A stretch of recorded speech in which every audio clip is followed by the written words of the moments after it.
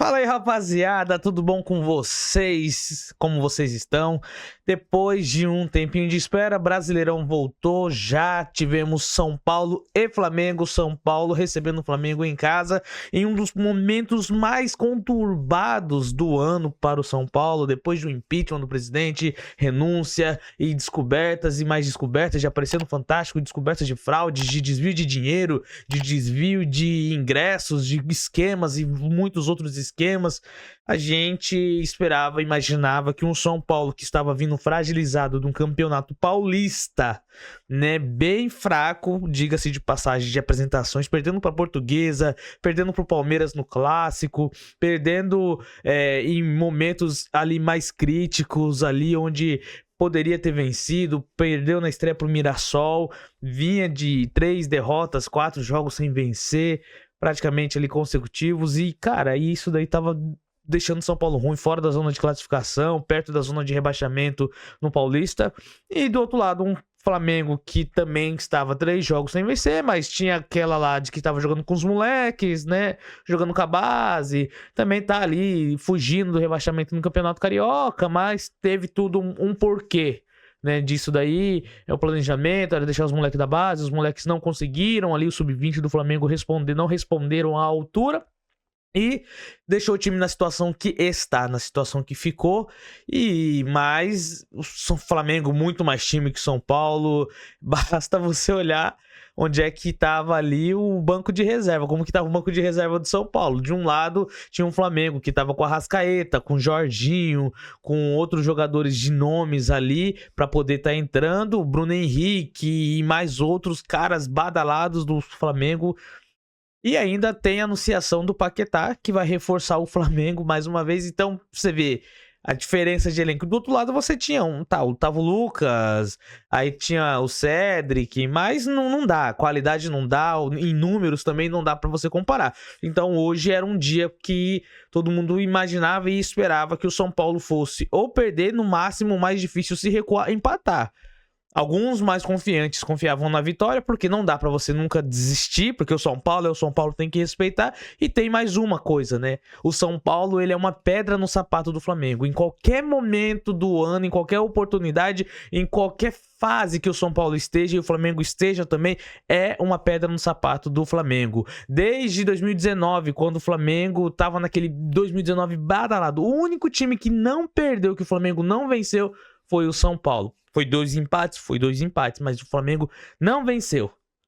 Venceu todos os times em 2019, no ano maravilhoso, mas não venceu o São Paulo. E isso já demonstrava que o quê? Desde sempre que o São Paulo é sim superior nos números, em combates, em raio-x, você vai ver, contra o Flamengo. Não tem como. Hoje foi o jogo de número 121 entre as duas equipes, somando com a vitória de hoje, 47 para o São Paulo e 40 para o Flamengo. Tem uma margenzinha de 7 jogos ali, mas não deixa de ser uma boa margem considerável para um clássico nacional. Flamengo é freguês do São Paulo. O jogo de hoje a gente pôde ver que o São Paulo tem um bom time, querendo ou não. Ano passado sofreu com as lesões, que esse ano não sofra com tantas lesões, né, o elenco do São Paulo, e o São Paulo tem um bom time. O São Paulo hoje escalou, fez uma escalaçãozinha diferente do jogo passado. Um time não estava mais na linha de 4, mas uma linha de 3, voltou para a linha de 3 zagueiros, Arboleda, Alan Franco, e ali teve o Sabino veio ali para jogar junto. O Sabino foi muito bem, a linha de defesa do São Paulo foi muito boa.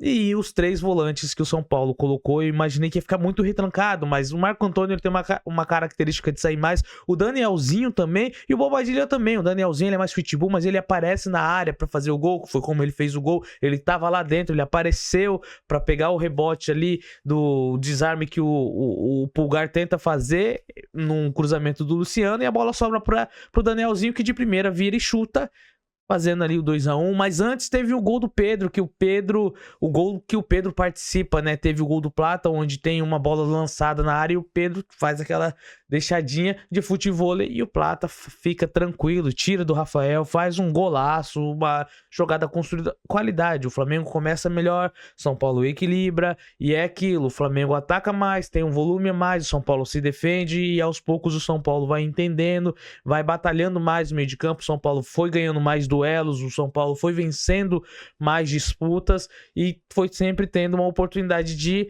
escapar pelas beiradas, por mais que não tinha Ferreirinha, não tinha Lucas Moura, velocidade, mas estava conseguindo com o Danielzinho, com o Enzo pela direita, pela esquerda, às vezes com o Mike pela direita, o Marco Antônio por ali, o Bobadilha subindo, mas estava conseguindo envolver esse time do Flamengo e foi dessa forma, numa bola virada completamente de extrema qualidade do Marco Antônio e visão de jogo que ele tem, ele pega, vira o jogo, vira o campo, lança lá pro Enzo, que lá da esquerda ele faz um cruzamento na medida e o Luciano, que sempre faz gol no Flamengo, é o 8º gol dele, é a maior vítima do Luciano, é o Flamengo, não tem como, Luciano, pai do Flamengo, meu camisa 10.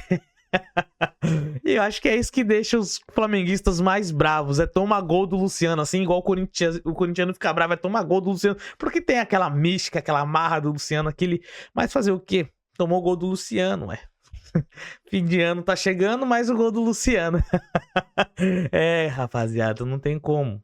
Eu não gosto, eu não sou o maior admirador, fã, não considero o Luciano um ídolo do São Paulo, mas ele é um cara batalhador, é um cara que fez 104 gols no São Paulo desde 2020, quando ele chega.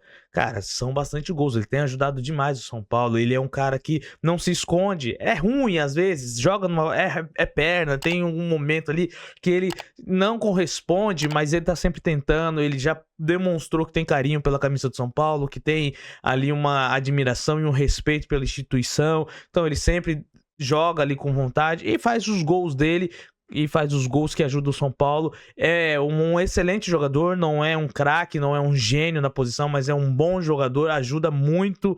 E todo mundo que reclama do Luciano, se ele estivesse no time deles, com certeza admirariam, assim como o São Paulo. Não é ídolo, não considero ídolo, não acho ídolo, também não é pra isso, mas é um bom jogador que vai ficar marcado pra história do São Paulo, que jogou como aqueles jogadores, como o Leandro Guerreiro, pra mim é um jogador que batalhou, não é ídolo, entendeu? É um jogador que sempre lutou, como o Hugo, foi um atacante que sempre correu, sempre batalhou e fez sempre os gols que ajudou o São Paulo. Para mim, estão nas mesmas prateleiras.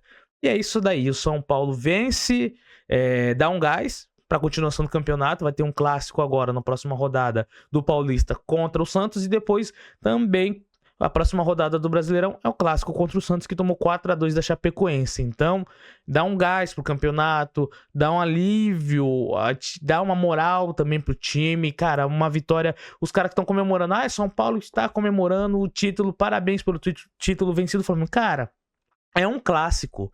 Flamengo, atual campeão brasileiro. Se a gente não comemorar, a torcida não comemorar e também não zoar, não tem, então, um sentido em vencer jogos no Brasileirão, a torcida comemorar. Porque, ganhou o título. Não, cara, mas é um jogo, dá pra zoar, aceita a zoeira. E ali, pra fechar o lance final, pênalti que o Flamengo tá pedindo no Arrascaeta, na disputa de bola ali com o Alan Franco. Teve muita gente falando que o toque que o Alan Franco dá, acho que na costela, no peito do Arrascaeta foi suficiente para desequilibrá-lo. Não, esse toque não. O que está sendo revisto é um toque na perna, um encontro na perna. Para mim, na minha opinião, isento de clubismo, eu não acho que foi pênalti. Não, eu acho que o Arrascaeta ele chega inteiro na bola, independente daquele toque. Eu acho que não desequilibrou, é que o Arrascaeta é safo. Os jogadores brasileiros são safos, sentiram e aí acabaram tendo ali a sensação, ele teve a sensação de toque, ele primeiro tentou, finalizou, viu que não conseguiu e aí ele vai, pede, porque tem o VAR, e na câmera lenta, como foi mostrada ali pelo VAR, não pelo VAR, pela câmera da Globo, cara, qualquer juiz, às vezes ele olha, ele fica na dúvida, dou ou não dou, vou e marco pênalti ou não. Ali o VAR não entendeu como necessário, o Wilton Pereira nem foi verificar, então fica a bronca deles. Por que não foi verificar? Por que eles estão nessa bronca? Porque se vai verificar, a probabilidade do árbitro dar, porque o VAR chamou para verificar, é 100%, praticamente 100%. Foi difícil, às vezes, em que o árbitro não foi contra a opinião ali do VAR. Então, eles imaginavam que se o árbitro fosse olhar, ali eles sairiam pelo menos com a oportunidade de sair com um empate logo na primeira rodada. Mas acabou esse lance, o Jorginho no final do jogo, após o apito final, é expulso, é desfalque já para a próxima rodada. Mas o importante para os São Paulinos é que o São Paulo venceu. Para os flamenguistas fica aquela, cara, vocês são um time superior, vocês vão com certeza brigar lá em cima na tabela. O time do Flamengo também tá voltando aí numa pré-temporada, não tá 100% fisicamente, não jogaram com todos os melhores. Jorginho tava no banco, o Arrascaeta, banco. Cara, para mim, o Flamengo vai brigar mais uma vez pelo título brasileiro, não tem como, nível de contratação. E é isso daí. Se inscreve no canal, deixa o like, comenta aí. Valeu e tamo junto. É nóis.